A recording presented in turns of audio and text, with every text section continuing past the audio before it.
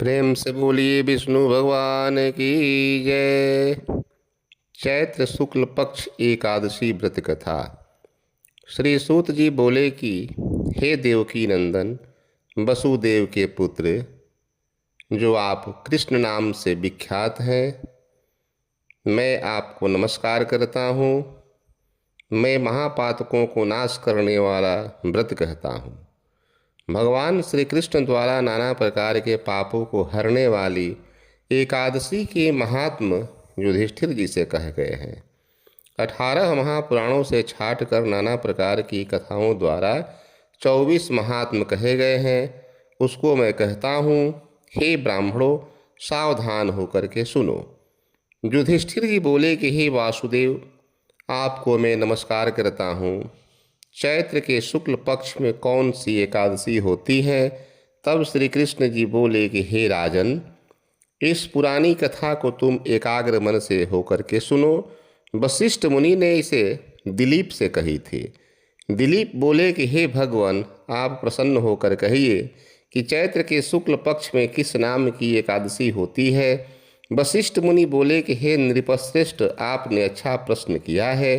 यह एकादशी अति पवित्र है और पाप रूपी ईंधन के लिए दावानल है। हे राजन, पापों को नाश करने वाली और पुत्र को देने वाली इस कथा को तुम सुनो।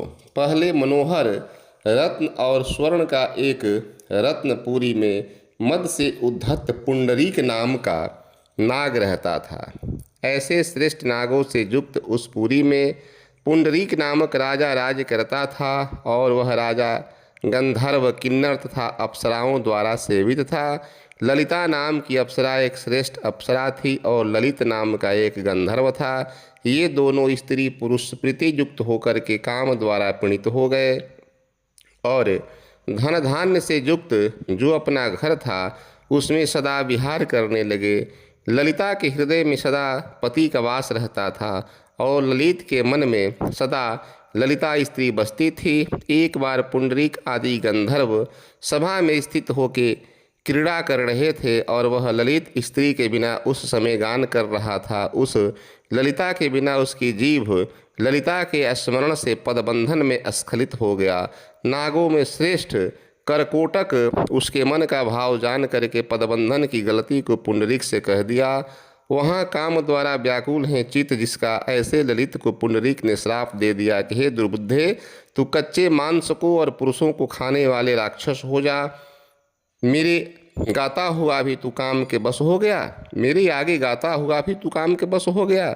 हे राजेंद्र, उसके वचन से वह राक्षस रूप हो गया, उसका मुख भयानक हो गया, नेत्र बिगड़ से गए, जिसे देखते ही भय उत्पन्न हो रही थी। उसकी भौहें 4 कोस की लंबी हो गई और उसका भयानक मुख कंदरा के समान हो गया। सूर्य चंद्रमा के समान नेत्र हो गए, ग्रीवा पर्वत के समान, नाक के छेद गुफा के समान हो गए और उसके होठ 2 कोस के हो गए। हे राजन, उसका शरीर 8 योजन अर्थात 32 कोस का हो गया। अपने कर्म के फल को भोगता हुआ वैसा राक्षस हो गया। उसके बाद ललिता अपने पति का विकृत स्वरूप को देख करके बड़े दुख से पीड़ित होकर के मन में चिंता करने लगी, क्या करूं, कहाँ जाऊं, मेरे पति पाप से पीड़ित हो गए। मन में ऐसी चिंता करके वह सुख को न प्राप्त कर सकी और वह ललिता पति के साथ घने वन में रहने लगी और काम रूप वह राक्षस घने वन में भ्रमण करने लगा। निर्दयी पापों में रत बुरे रूप को प्राप्त करके मनुष्यों को खाने वाला दुखी वह राक्षस रात दिन सुख को प्राप्त करने की इच्छा करता था। इस प्रकार पति को देख करके बहुत ही दुखित ललिता रोती हुई उसके साथ घने वन में फिरती रही। एक बार अनेक कौतुकों से युक्त विंध्याचल के शिखर पर वह पहुंची। वहां ऋषि श्रृंग मुनि का शुभ आश्रम देखा। ललिता वहां शीघ्र ही गई और विनय से नम्र होकर स्थित हुई। उसे देख करके मुनि बोले कि हे शुभे, तू कौन है और किसकी बेटी है, यहाँ क्यों आई है, मेरे आगे तू सत्य सत्य कह। तब ललिता बोली कि हे महाराज, मैं वीर धनवा नाम की गंधर्व की बेटी हूँ। ललिता मेरा नाम है, मैं यहाँ पति के लिए यहाँ आई हूँ। हे महामुनि, पति साप के दोष से राक्षस हो गए हैं, वह भयानक रूप दुराचारी है, उसकी हालत देख करके मुझे सुख प्राप्त नहीं हो रहा है। हे प्रभु, इस समय मुझे शिक्षा दे कि मैं प्रायश्चित बतावे। हे विप्रेंद्र, जिसके पूर्ण से राक्षस जोनि से छूट जाए। ऋषि बोले कि हे रंभारु, चैत्र की शुक्ल पक्ष की एकादशी इस समय आई है, इसका नाम कामदा एकादशी है। इसके व्रत को करने से मनुष्य की कामना पूरी होती है।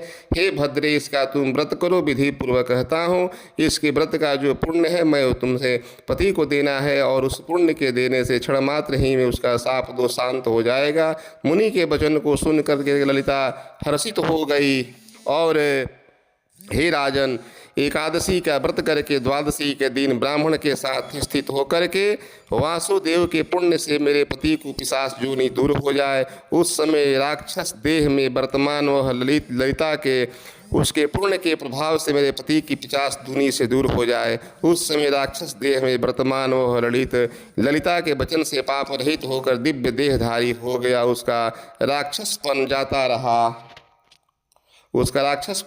रहा उसका और फिर गंधर्व हो गया। स्वर्ण तथा रत्नों के आभूषण द्वारा फिर ललिता के साथ विहार करने लगा। वे दोनों स्त्री पुरुष कामदा के प्रभाव से पहले से अधिक रूपवान होकर एक विमान में बैठ कर शोभा को प्राप्त हुए। हे नृपश्रेष्ठ, यह जानकर इसका व्रत प्रयत्न से करना चाहिए। लोगों के हित के लिए मैंने तुमसे कहा। यह ब्रह्म हत्या आदि पापों और पिशाच जोनि का नाश करने वाली है।